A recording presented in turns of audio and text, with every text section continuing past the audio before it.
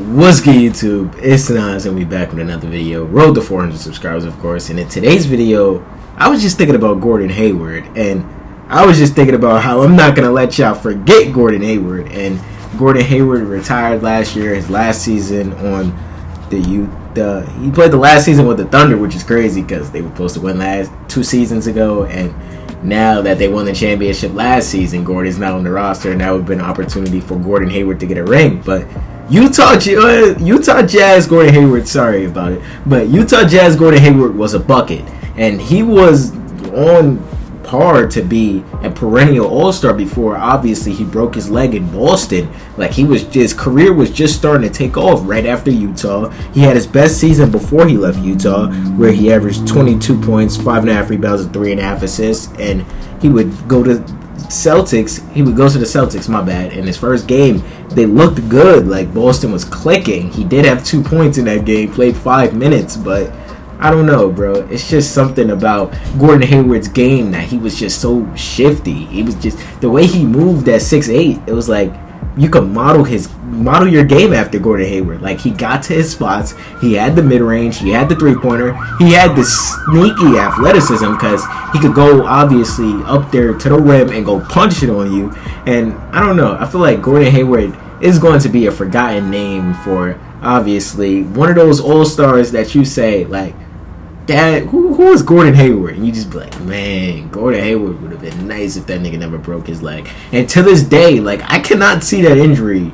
Like, I will not watch it. I will skip the video. I will turn off the video if I see that shit, because it's just reminders of what Gordon Hayward could have been like in Boston. And you can say in hindsight, like, maybe we would have never seen Tatum and Brown bloom out of their shells, because obviously Gordon Hayward was playing ahead of Jason Tatum at the time, because that was Jason Tatum's rookie season. Like, Gordon Hayward even said that I think Jason Tatum said it, not Gordon Hayward, that Jason tried to request a trade because, I mean, I'm playing behind Gordon Hayward, who was just an all-star last season, leading the Utah Jazz to the playoffs.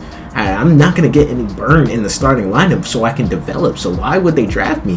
And that makes total sense, because Gordon Hayward at that time, like, if you would have told me, like, at the start of the game, like, I was young, but if somebody were to tell you before that game would start that Gordon Hayward would not be playing and the Celtics wouldn't be a great team that season, like, somebody would look at you crazy, because that lineup on paper is nice, bro. You got Kyrie, you got Marcus Smart, you got Gordon Hayward. I think Marcus Morris was on the team at that time, or he was starting, and you got Al Horford. You got Jaylen Brown coming off the bench. You got Terry Rozier coming off the bench. You got your rookie and Jason Tatum coming off the bench. That 8-man lineup is fucking nasty. And you got, I don't think Jay Crowder was on the team. My bad. Not Jay Crowder. Jay Crowder was on the Jazz at the time. But that 8-man lineup is nasty, bro. I don't think y'all know how good that 8 my bad. I'm stumbling on my words and shit. But I don't think y'all know how good that 8 lineup would have looked like in 2018 if Gordon Hayward never got injured. But Gordon Hayward did come back the next season for the Boston Celtics, and it just wasn't the same. Like, he would not be in his starting role anymore, because obviously we've seen Jason Tatum and Jaylen Brown evolve, and both of those two were not going back to the bench anymore. That shit just wasn't happening.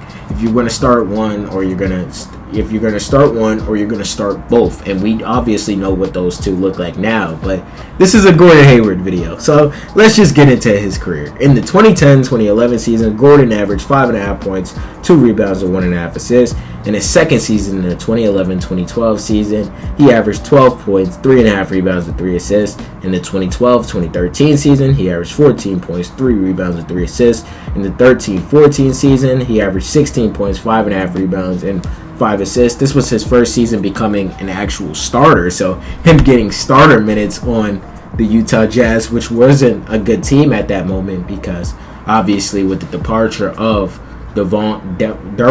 Darren Williams, my bad. How the fuck I just forget his name, and I just made a video about him a couple months ago.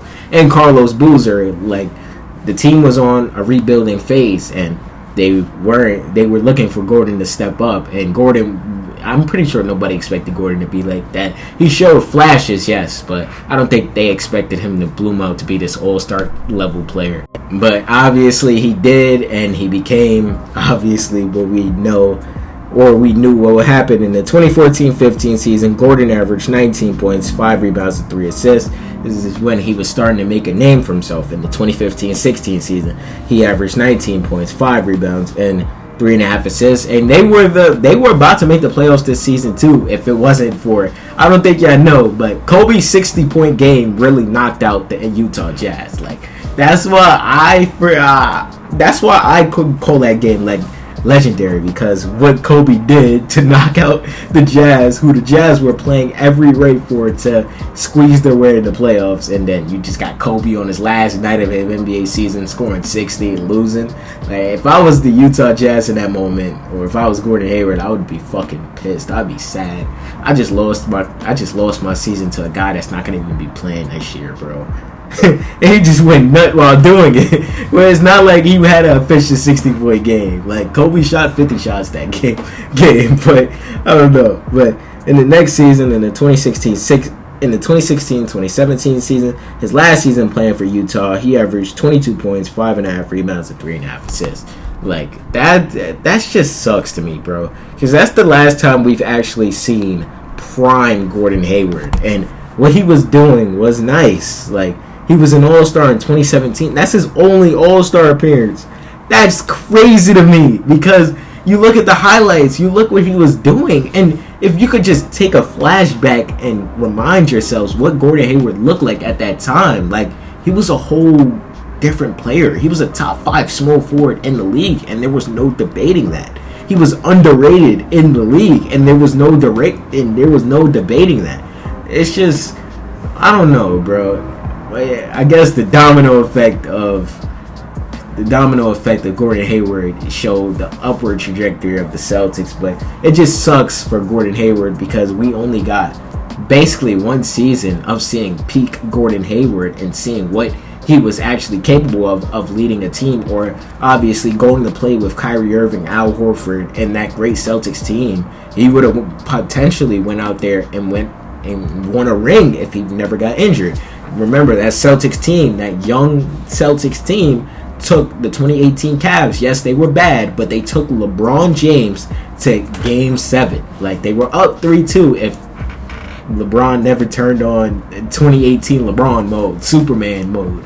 But I don't know. Like, I was just thinking about how Gordon Hayward's career just ended up turning out for him, and what he looked like in Utah was a whole different shell of his former self. Like, Utah Gordon Hayward was a bucket getter. Utah Gordon Hayward was one of the smoothest scorers in the NBA, and it just sucks that he never got back to that. And I ain't gonna lie, in Charlotte he wasn't good, because I'm not gonna gas it up. Those 15 points weren't good, because I had to watch him every night. Being a LaMelo Ball fan, I had to watch Gordon Hayward. But just remembering what Utah Gordon Hayward was, it just sucks to me how his career ended up ending, and obviously him having one season of fame, or the seasons before him being underrated in the league, he never got to show what he was fully capable of.